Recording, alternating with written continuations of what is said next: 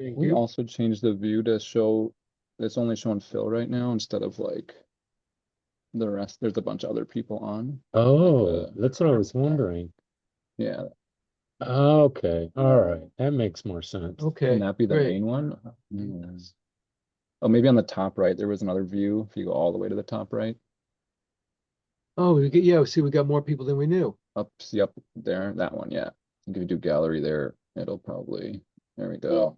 And then Yeah, you could we've do got plenty hide, of Okay, folks. if you do all right, so we're not missing as many people as I hide thought people we without were. video. Okay, Just so, Terry is missing.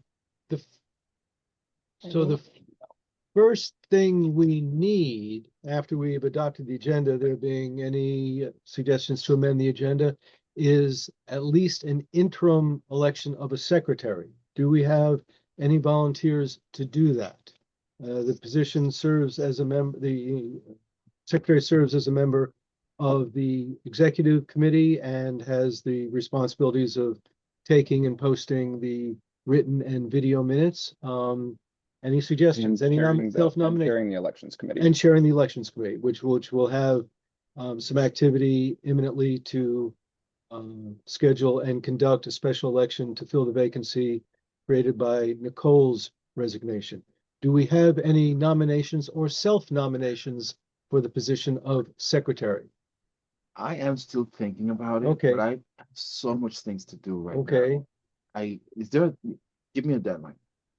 Well, we Is it right now. Well, at the moment, we need somebody to at least serve. How'd you like to serve as For a an month. interim basis for this meeting? Sure. Okay. Are there any other nominations or self-nominations to serve as secretary or interim secretary, at least for the start of this meeting?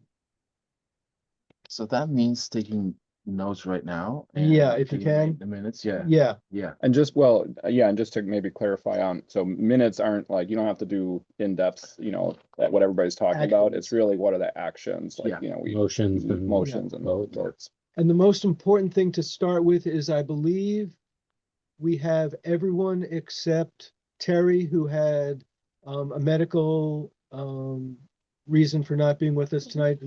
Excuse me. Do we have all other members of the board? It looks like we do. We got Shannon and Julia have joined, yep. Okay, so we're so all members of the board other than Terry and the vacancy. So thank you, Carlos, for stepping up and agreeing to Do do we that. need to do a formal Yeah, election? do a vote. We do. Are there any other nominations or self-nominations for secretary? Any other nominations or self-nominations for secretary? Lily says she's not Oh. hearing anybody. We need, no, we're not muted on there. It could be Audio works for me. Okay, so it's a Lily. Julia. I'm just gonna move the box closer to you, Stu. Okay. If there are no other nominations or self-nominations for secretary, can we have unanimous consent to elect Carlos as secretary, at least on an interim basis for tonight's meeting? Aye.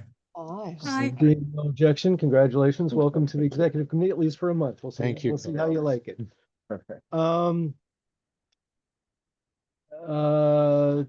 Consideration and approval of the September 2025 minutes. Any comments, clarifications, or questions about those? Seeing none, and they can stand as submitted as well. Then going to item 5, the WORT Stakeholder Research Team introduction. Lily, Karen, and Rahul, welcome. How do we? Oh. Lily, can you hear us yet or still not? We can't hear And you. now we can't hear you. Maybe try leaving the meeting and could text message Well, that. Lily's on mute, so that explains why we can't hear her. She went off mute. She was off mute. No, I mean, don't I see? No, yeah, but she briefly went off. mute. Okay.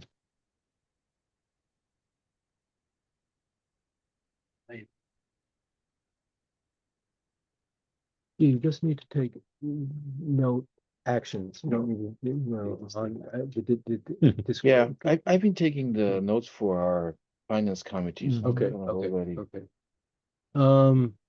Well, maybe while we're waiting for Lily to Yeah. come back, I can just give everybody a little intro. at some point, I think there was talk maybe at the futures group around kind of getting stakeholder feedback. That was sort of the first step on the proposal that I brought to the board for doing any kind of strategic planning, is getting stakeholder feedback. I connected with Julia and programming committee, who had underway a listener survey, and I saw a message from Stu, I think in Discord or something, saying, oh, folks should connect with Lily, does this for a living. And so I reached out, made the connection. Lily was able to take a look at the draft survey, give some feedback on that. Julia might have an update on that side of things.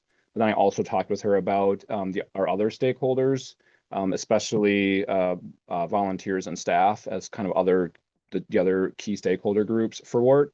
And so, Lily, you're back with us. Can you hear me now? Yes, I can. Sorry about that. This isn't my normal laptop, so it's always new settings.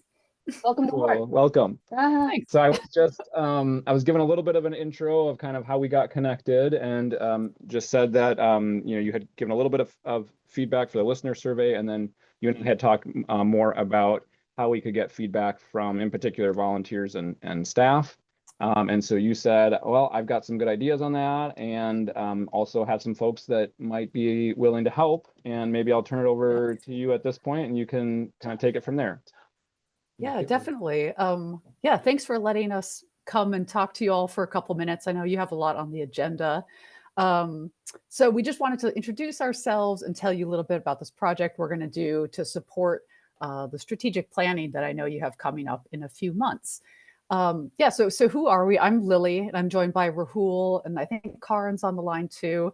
And so in addition to being, WORT listeners and community members, we used to all work together at a design and innovation firm called Delve here in Madison. We're on the insights and strategy team. So we did a lot of user research, talking to people about different products and services, experiences that they had with the goal of like learning how they could be improved. And so I do this kind of work now at The Atlantic. I get to talk to subscribers and readers about how they access The Atlantic's journalism and like what engagement looks like. Again, with the goal of like trying to strengthen that engagement and their like experience with The Atlantic's journalism. And so I volunteer at WORT. You might see me filling in at the reception desk occasionally, or tabling in the summer. I do a few different random things. But I was talking to Adrienne, and she told me about the Futures Committee and kind of the initiative going on there. And it just felt like a really good fit for my professional background.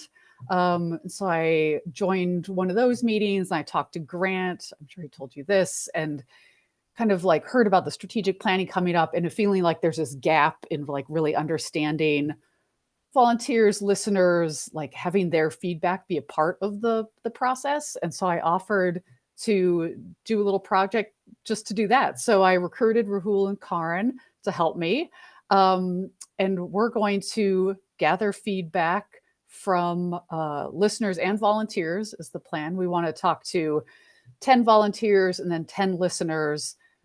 This kind of qualitative research is really the best way to like understand people's like the emotional connection they have, context behind their decisions, how they decide to listen or not, like what draws them in, so that kind of thing. So we're going to do that. We're talking to the staff. We talked to Nate and Adrienne yesterday, planning to talk to Susan next week. We're going to do some reading and thinking about community and radio and community radio. And then we're going to bring this all together and come back to you with some insights and frameworks that you can use for strategic planning in the next few months. And we also want to talk to some of you all, the board members, if you're willing. So if you're open to it, you can let me know or tell Grant and he can pass along the info, or I'll put my email address in the chat and then you can email me directly, just to have, a 15-30 minute chat about what you see as the opportunities and challenges that are facing WORT right now. And so I'll let Rahul, is Karen on? I can't see everyone. I know Rahul's here. Say a little bit about themselves, and then I see we have a question here, so we can answer some of the questions from people. Yeah. So can you hear me okay? Yep. Yep. Okay. Yeah. So hi, everyone. My name is Rahul. As Lily mentioned, I used to work with her doing user research. I've been doing it for, about 20 years for a lot of companies you probably heard of, and a lot of them you probably haven't heard of either. But all with the intent of kind of making products, processes, services better, and helping, helping people achieve the kind of missions that they're trying to achieve. So, and that extends to nonprofits and places like WORT. So I'm really excited to be a part of this project and to meet you all. And I'm a longtime listener, so really looking forward to being involved in this project. So thank you, Lily, and WORT people. Yeah. Thank you. Is your third person on the call, or? I don't see her. Yeah, so she must have Okay. gotten caught up in something. But Susan has a question. Yeah. Susan?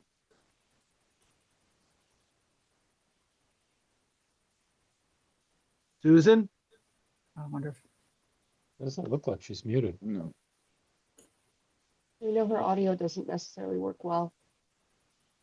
Do we push the little No, I'm button, waiting for Susan? these members of- Yeah, while we're waiting for Susan, why don't we introduce ourselves so you know who we all are? Tanya, you want to start? Hi, I'm Tanya Graham, Vice President and member of Personnel Committee. I'm Jeff Spitzer-Resnick. I'm Chair of the Personnel Committee and host of the Pajero World Music Radio Show on Thursday mornings. Hello, nice to meet you. I'm Carlos Davalos. I just joined the board a few months ago. I was a reporter here for a whole year, and I also host a morning show, Los Madrugadores, in Spanish, and collaborate too with Public Affair every now and then. I'm Stu Levitan. I occasionally host Madison Book Beat on Monday afternoons and do a feature called Madison in the 60s on the Wednesday evening news, and I'm president of the board. You all know me, but as a reminder, new to the board, treasurer, and I'm in a listener sponsor seat on the board. I'm Tom Jones, the staff rep to the board.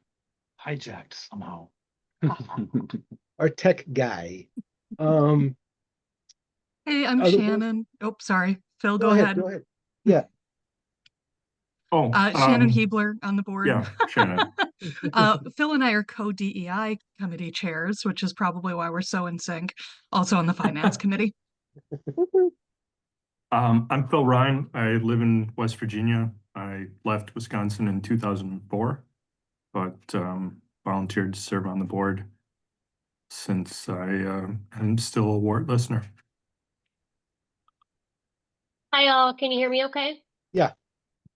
Hello. So I'm Julia McCanley. Lily, we've met via email, sorta, but not necessarily in person.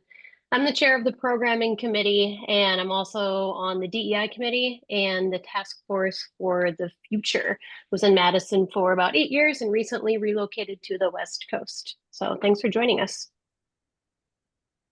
And do you know all the staff that we've got on the call, or should they introduce themselves as well? Why don't they? You know Adrian. You said you've spoken with Adrian. Yeah, yep, we know Adrian. Nate, you want to say hi? We actually spoke yesterday as well, but Okay. yes, hello. Just Susan who can't talk. Susan, who can't talk. Susan, are you there yet? I No. want to open the chat and see if she's Yeah. chatting. And There's nothing. okay, and I'm not sure who Brielle and Jack are. Other guests. Okay. Yeah, Susan, we're gonna need to move on if we can't get your question. Can you type it in the chat?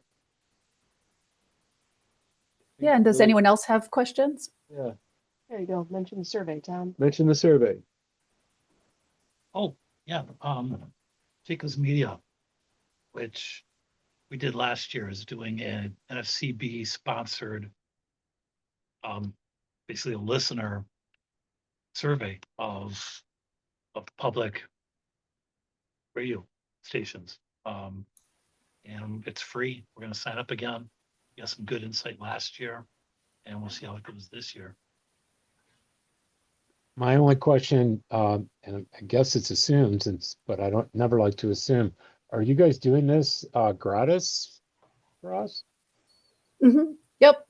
Well, thank Yeah. you very We much. wanted to. Yeah, we're happy to do it. I'm pretty excited about it. I've always been curious about the WORT community and wanting to be like understand who's out there listening and engaging. So it's the kind of stuff we like to do. And what's the time frame for the research and getting a final report? Yeah, we're starting to think about recruiting. We're going to start talking to volunteers first. So we'll do that in the next few weeks. And then listeners, I think we'll be doing the research in November, December, and then kind of synthesizing it so it's ready in February for strategic planning if you get started then. So kind of the end of January. Do you also want to talk to some former board members or just current board members? I think just current board members at this time. Yeah. Okay. Unless you have someone in mind that's we should definitely speak to. Susan has a question. Are there specific questions we are trying to get answers to, or is this open-ended, just a sense of things? That's a good question. Yeah, so we're getting some kind of the specific questions that people have, like talking to Adrian and Nate, things they're interested in learning, and talking to Grant, like what he wants to get from this. But a lot of it is really open, like these kind of discussions, just to like understand generally what people like about WORT and what could be improved and what keeps them coming back, those kind of questions. But if you have specific things that you want to learn, we can try and integrate that into it. To some extent, I think we could say the big question, the biggest question is how can WORT better achieve its mission? And, what are the things that would help that happen, and so on. So it is pretty open-ended, but in the largest sense, we're trying to think about what the WORT brand is, and what it should be, and how people in the community should engage with it, and how the station, people who work at the station and who volunteer at the station, want to engage with it. And how do you identify WORT listeners to interview? Well, we were hoping to recruit people from the survey, but I'm not sure when the programming committee survey, but I'm not sure when that's going to be going out. So we're going to look into other ways of recruiting, maybe announce something on air, post something around town. We've done this a lot of different ways at the company we've worked at, trying to find the right people and find a variety of people too. We want to talk to all different kinds of listeners, people who are more engaged, less engaged. Maybe they used to be engaged, not anymore. So trying to get a lot of different folks to talk to. If Susan were able, okay, Julia has a question. Yeah, no, I can. Oh, sorry, go ahead. Go ahead. I can just catch people up on, the status of the listener survey in terms of what we're speaking of now. So yes, so Grant reached out to myself about the survey, the listener survey, in terms of how Lily could review it. There was communication, as Grant mentioned at the top of this call, about that in the Future for WORT Task Force Discord. That was information, though, that I had missed and didn't see until a few weeks later. So I did bring this to the programming committee, and Lily reviewed and put together a great draft of the listener survey. And so we took that there, but just overall, programming committee was slightly confused about what our goal was. And Lily, your involvement with WORT. So now, actually, that I know a little bit more, I'm excited to bring this information back to the programming committee and kind of let them know what our goal is for this engagement. And then I think we can kind of step back to the listener survey.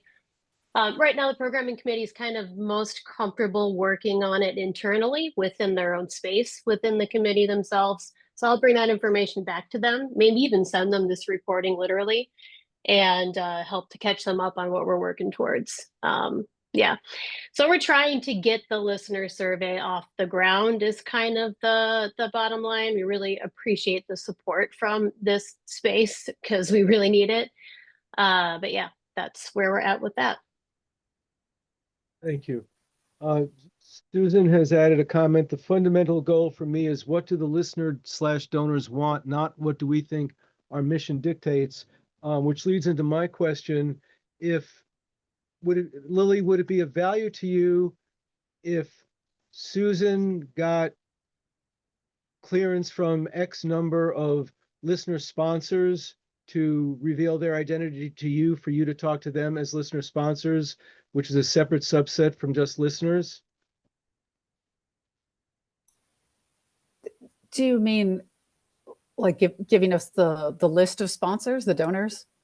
Not the full list, no, because that's confidential. But the question is, if she surveyed her donors and said, "Are any of you interested in talking to Lily about this survey?" Would those names, those 5, 10, 15 names, be of value to you if Susan were able to do that? Yeah, I think that would work really well to work with her to recruit some people to talk to. Yeah, and I can talk to her more about that offline. Yeah, as a way to reach people. Okay, yeah, thank you. And Susan said sure on that. Yeah, I would just hope that if you're interviewing listeners, that you have a mix of both those who are not donors and those who are. Obviously, donors have a particular stakeholder, but yeah, I'm just as curious to know why people listen and don't donate. Yeah, absolutely. Susan, is your hands still up? Oh, she's gone. Any other questions, comments for Lily or Rahul at this time? Thank you for being with us. Yeah, thanks for the presentation. Thanks for the offer. We really appreciate it, and we look forward. I'm sure a number of us will want to be debriefed by you, or whatever the correct term is, and we will contact you individually. So thank you very much, and thank you, Julia, for your work on programming as well. Julia, is your hand up again, or is that just clapping? I was just applauding. Yeah, thank you so much, Lily and Rahul, for joining us today and yeah, bringing us up to speed. We're excited to have you. Okay, so thank you very much. We appreciate it. Thanks. Okay. Be in touch. Moving on, we need to appoint members of the election committee because we need to have a special election to fill the vacancy created by Nicole's resignation. Vacancies arising, according to the bylaws, vacancies arising prior to February 1st are filled by special election. So to fill out the term of the vacancy. So do we have any? Tom will be on it, and Carlos, if he remains as secretary, will chair the elections committee because that is one of the functions. So we need one other person, I believe, to one other board member to serve on the elections committee. Do we have any? Phil, is that a hand indicating a volunteer? It is. Okay. Are there any other nominations or self-nominations to serve on the elections committee? Seeing none, do we have unanimous consent to appoint Phil to confirm Phil as a member of the elections committee?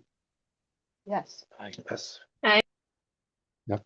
Well, thank you very much, Phil, and we appreciate your service. And Just out of curiosity, do we know when when Nicole's term was supposed to be up? we can look. 2027. Okay, so there's a couple of years left, or roughly. Yeah. So Phil and Tom and Carlos will get together at some point and figure out a schedule to conduct the election. The first thing is going to be get people to volunteer that they want to run. Yeah. That's- Well, I can think of somebody who's probably going to run. Okay. Well, yeah, it does need to be a volunteer participant member seat. So probably getting the list together of who the eligible people are is another good. Right. I don't think we have any communications from the public. My only report is Had a tremendous time in Peru, and I'm glad to be back. Um, Staff reports, you've all had a chance to review the staff reports. And the committee work group reports such as they are. Are there? I think it's worth taking note of the email conversation that Sybil's report, I don't know, spurred about how we hire music hosts and how it appears to be inconsistent in terms of when there are open hires and when there are not. Sybil's not here, so I don't intend to explore it further than that, but I think I think it should be noted since there was board conversation in the about it. And at least to me, it's a concern. Julia, do you want to, since you were part of that email conversation, do you want to say anything about that? I mean, not really. I think what I said in the email is about all there is. I agree with Jeff that should be something that's discussed probably amongst personnel. And I think that those roles should be internal and externally facing both. I don't know what Sybil's exact process is around that. It's kind of independent, and it's worth discussing on if that is appropriate for kind of what I think Jeff is leaning towards.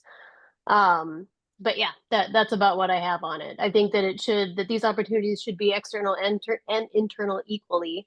And yeah, if we think it makes sense to have more governance over that, then let's have those conversations. Okay, thank you. Grant? Just when we do have that conversation, I think for me, it would be helpful to kind of explore the question of hiring, or bringing volunteers on, and then the question of programming. And so, like, I think there's one question of if we have a show that's in a spot, and then there's like the question of who the people that come onto that show are, and then there's another question around, particularly if we're changing shows or putting new shows in new slots, like what the role of programming committee is versus music. Well, I think that is the programming committee's role. It is, if there are going to be any changes. Yeah. And I think you're right to point out that sometimes when a programmer leaves, particularly been around a long time, it engenders discussion about, is this the time to make a change?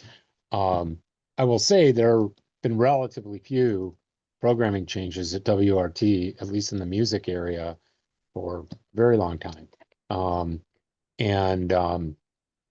But my focus is really on, what Phil picked up on initially, which was in Sybil's report, there was a variation on how in different circumstances, different people became music hosts. And I've noted it for years. It didn't used to be that way. There were once upon a time, every single music host got an open hire. And there was an opportunity for anybody who was paying attention to apply for it. And that, by the way, to be clear, Julia, doesn't mean we shouldn't also include internal people as part of that process, of course. But, and I was an internal hire that had to go through an open hire process. I'm fine with that, but I didn't really understand it at the time because lots of other shows didn't go through open hires. Julia and then Nate. Yeah, agreed. And yeah, I think essentially where it's at in terms of what the programming committee does is, as I said in the email, we do field those kind of cold external requests for new programming. So we engage with those folks when existing programming changes. A lot of the time, I was going to ask if Nate could speak to it, so I'm happy he raised his hand, but a lot of the time, I think it's between if a change in programming is going to constitute like a significant impact to programming content, like if the genre of the music is going to change or something, for example, or if it is not. And then if whatever is, or whomever is stepping into a vacancy is pretty analogous to what was there before, Nate and Sybil independently navigate those situations. And if the content is significantly different, which is super rare from what I've seen, then it requires more involvement from the programming committee. That's kind of the informal, I guess, process that we're at currently. So yeah, and yep, I would love to hear it, Nate, if you want to go ahead and talk through what your process is for this. It'd be great to get expectations and, you know, established for everybody in that. Yeah. Oh, sorry. Go ahead. Yeah, I just say so. This will, I think what Grant's alluding to, and I do think this is what sort of makes this a little complicated, is that because it's Shannon coming in, it's like kind of rearranging our schedule because she's going to want to carry forward Frog Moon, like the name. So basically we're like moving the Frog Moon show earlier into the schedule. So that like does kind of implicate programming and programming committee. Like a usual show times change would. As my understanding. But yeah, I think Julia's right. Like there's like a very blurry line between when is it just a personnel change, you know, we have a new host for the buzz, or are we actually changing what the buzz is when we have a host that like wants to take it in a totally different direction. So yeah, it does sort of a little bit seem to be like when a play by ear kind of situation, and maybe that shouldn't be the way forward. Okay. Anybody else on this, or we move on? Okay, anything else that anybody wants to raise in either the staff or the committee/work group reports? I'll say, it's a very minor addition to the personnel committee report is that Doug has received his evaluation summary. So the only remaining one, and she's on vacation now anyway, is Sybil, and hopefully that will be concluded soon, and then we'll have completed this year's evaluation process. I think she's actually even on her honeymoon I understand, and I hope she's having a great time. in Paris. Okay, if there are no further comments or questions on staff or committee/work group reports, we're going to go down to item 8, the WORT 2026 budget. And there's going to be a point where we go from open session to closed session, and I'm going to trust Grant as treasurer and chair of the finance committee to know where that line is. Yeah. And so the line is basically around personnel items. So I think what I can do is just do a summary of sort of what we walked through at finance, run through the non-personnel items. We can have any discussion around those. And then I think following that, we should go into closed session for the personnel deliberations. And we don't have on our agendas here, I did include on the finance, but in terms of the, recusal process, if we were going to do it formally, Tom, I think you would have an opportunity to say, you have a conflict of interest with the budget item and, recuse yourself from the discussion. That's right. I'm trying to think if I do or not for this first part, since we kind of already went through in the finance committee as well. Yeah. I would say like the budget writ large, because you could advocate to say, oh, let's cut some other expenses so we don't cut personnel. I think at the end of the day, it's cleanest if you recuse yourself from the discussion, but I think you should make yourself available like other staff if there are questions, etc. That works. Sit here in the corner. Great. Okay, so again, I'm not going to go through the level of detail I did at finance, but I did include the agenda from that meeting. And that also includes the budget process and timeline. So I will just bring that up very quickly. I'll share it on the Zoom meeting so everybody can take a look.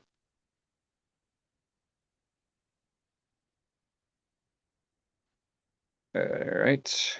So this is sort of the timeline that we set out early on back in August. We've been making our way through it. Still on track. We are tonight at the October 22nd board meeting, where I'll be sharing out the budget that was passed by Finance Committee. We'll go through that. If anybody on the board has sort of additional information they'd like to pull together to help inform the process, that could be requested tonight. There'll be an opportunity. So the plan is to really finalize the budget at our next board meeting on November 19th. So between now and then, anyone that would like to work on sort of amendments to the Finance Committee budget, anybody who's a board member is welcome to do that. And my goal would be to really use the November meeting to go through that work and consider any amendments that people have, and ultimately walk out with an approved budget from the board.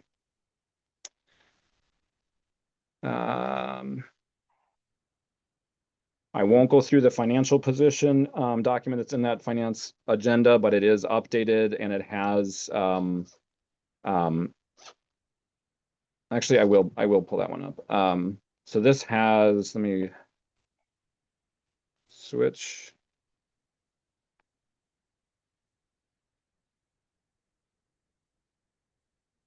Question there from Susan. We'll be doing all personnel discussion in closed session once we get through the non-personnel. So what I have here is 2025 budget is self-explanatory. That's what the board approved for this current year. 2025 forecast is the actual estimated where we're going to end the year. These values largely come from staff really taking a look at where we were at in September, doing their best to project where they think we would end at, and then on a few items I worked with our accountant to get good numbers. So this should be a very realistic projection. 2026 staff proposed. This is the budget that we received from the staff collective at the beginning of the process. And 2026 Finance Committee is the budget that was approved by Finance. So I guess I don't want to bore people and go through all of these. I don't know if folks would like me to. I'd be happy to kind of try and run through it quickly, or if folks have any questions on these elements, we could take it that way. My suggestion would be that you give us the highlights or lowlights of, what significant changes do you see in the proposed current version of the proposed budget as passed by Finance Committee as compared to what we're living with right now? Sounds great. So I will just focus on these bolded subcategories to do that.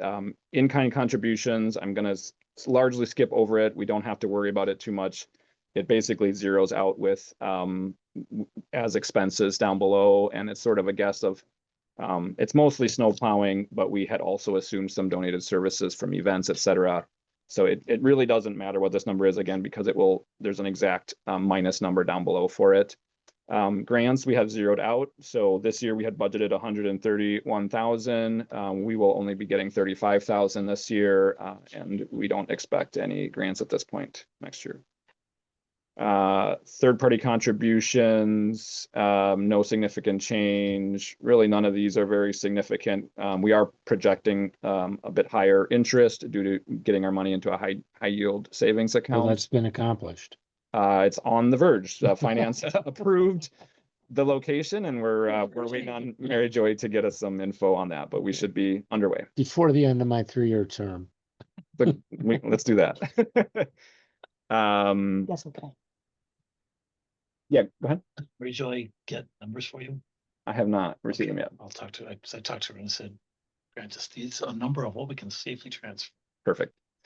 Looking at the individual contributions, these are all numbers really from Susan.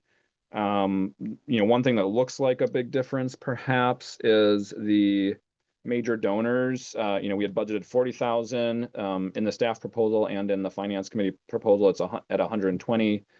That's really because this year and in the last couple of years we've split out IRA distributions and memorials as separate categories, and Susan now has a way to do that in her system, and so really those are different forms of major donations, and so they're really just getting consolidated into that one account.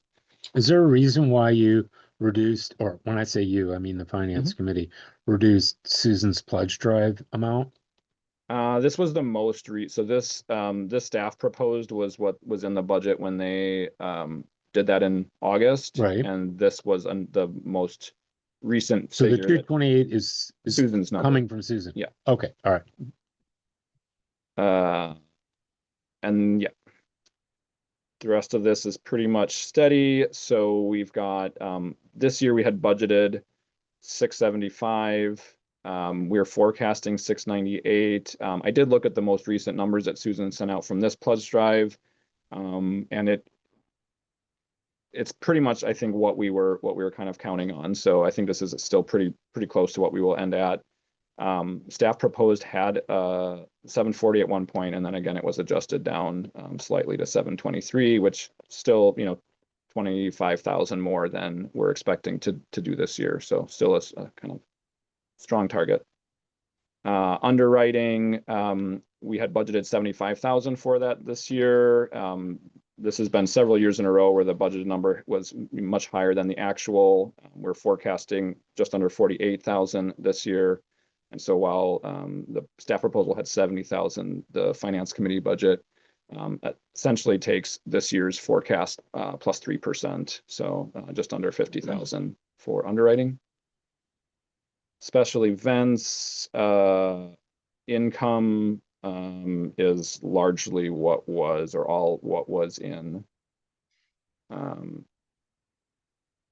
the staff proposed budget for this one. And so the bottom line income, we had budgeted around 24,000 for this year. We are estimating that we are only bringing in 888,000. One caveat, that is for regular income. We did have 90, or we have, I think 80 came in so far. We're expecting 90,000 in restricted income this year from Susan's work. So really, if you add that together, we aren't quite as far off, where that's about 978,000 this year as compared to the 1,024,000 that was budgeted. And so you can see the difference with some of those adjustments. We're budgeting for an income of 874,000 next year. Again, a chunk of that is from the donated services being lower, and it says, you'll see here in the expense category, I'll just jump to that right away. You can see that has the same lower donated services number.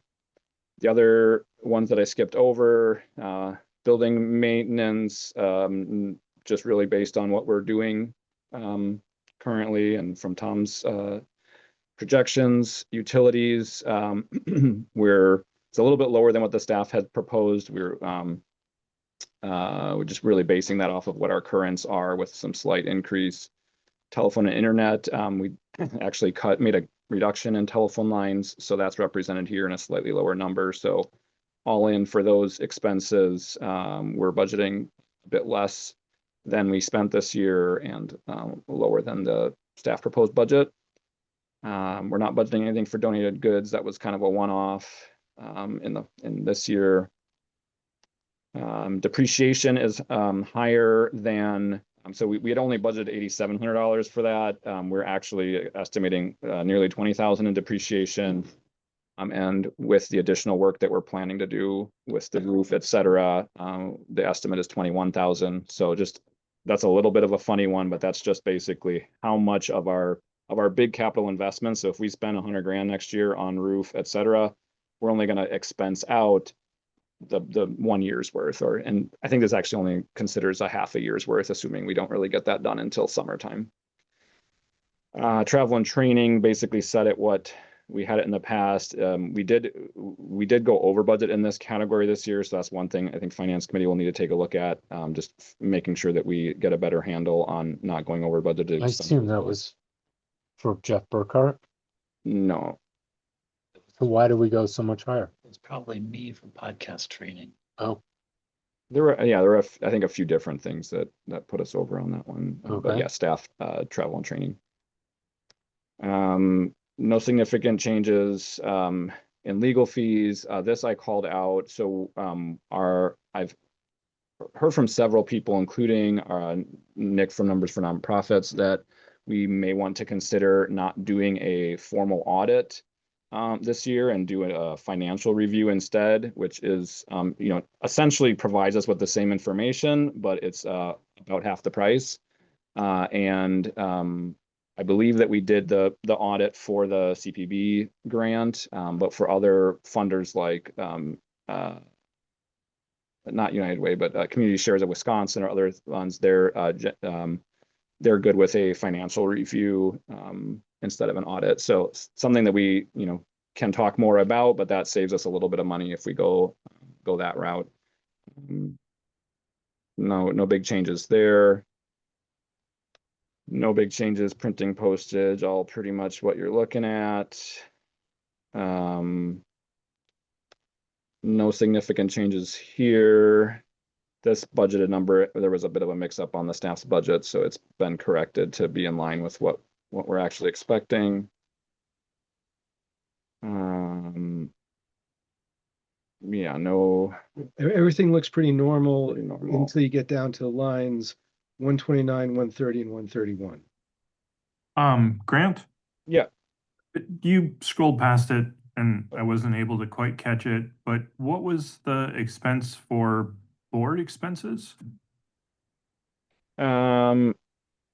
It's just what, so I think we spent 168. This might have been on the annual meeting food, I believe. Gotcha. Okay. So I put basically the same amount plus 3%, assuming that we would do something like that again. Sure, no problem. Yep. Yeah, if anybody else has other ones they'd like to, otherwise I'm kind of skimming through these from what Stu mentioned. I guess I will just call out program acquisition, much lower than we had budgeted last year. That's from, BBC, eliminating that. So we've already sort of affected some of the changes needed to reduce those costs. And this is all pretty boring. And then this is all, since this is the kind of public version, all the personnel is basically zeroed out here. When we go into closed session, we'll look at what Finance Committee recommended for these values. What you can see here is that, so total expenses minus personnel, obviously. So essentially, to get to zero, we have 557,000 to work with. The current personnel costs for this year projected at 674,000. The staff proposed was 678,000. So obviously that represents the gap that we'll be talking about in closed session. And then again, I mentioned real briefly, this is just a little bit confusing because it's restricted, but essentially that's $90,000 that we got this year in restricted that we're not budgeting for any, and any money that might be restricted is just budgeted in the general kind of fundraising above. Any questions on that or anything people want to go into in more depth? I guess just to refer back to Susan's question in the chat about the MOU for the salary of the development director, whether that's been accounted for in this budget. Yeah, well, we don't, like I said, this doesn't show any personnel, so it will be part of what we talk about on the personnel side when we go into closed session. Okay.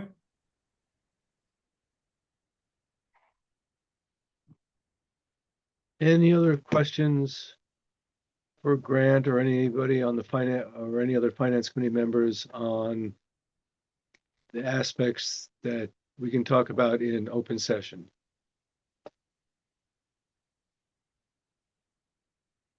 I can't see. I guess one question, having been unable to be at the finance committee meeting last week, was there any staff commentary regarding the finance committee's budget? There was input from Susan, Nate, and Tom. I believe those were the only staff in attendance. And so, yeah, we got feedback on a few different things and took that into consideration in the deliberations. And I can point some of that out when we are in closed session around some of the, in particular, I think some of the recommendations that Nate had made regarding part-time staff in his department.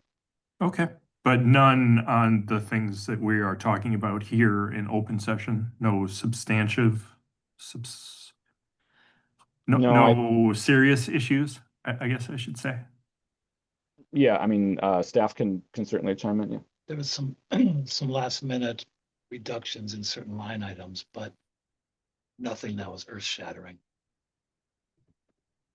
Nate, Yeah, I was going to reiterate what Tom said. We offered some other sort of smaller cuts in some of these categories. I don't know if that's going to be part of what you talk about in closed session too, sort of the trade-offs that we kind of sketched out. But yeah, there was some discussion of some of these costs.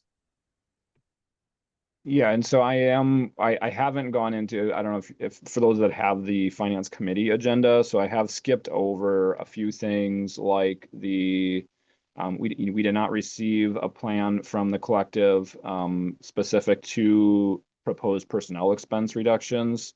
We did receive from all staff their hours by duty. So again, really appreciate them for completing that, but that's available. Everybody can look through that to see kind of what current staff are spending their time on, as well as if hours were reduced, sort of what they would propose, which things were more important, et cetera. And then there's another item called the budget amendment response summary, which is also in that agenda, which essentially outlines suggestions that had been received largely from staff about things for consideration. And so those are all in that document, and those also were considered by Finance Committee. I can't see but 3 people on the screen now, so if anybody else has their hand, there we go. Anybody else? We're nearing the end of the open session discussion, so if anybody has any questions for the open session regarding the budget numbers that Grant has just presented, now would be the time to raise them, or any other comments to make. Now would be the time.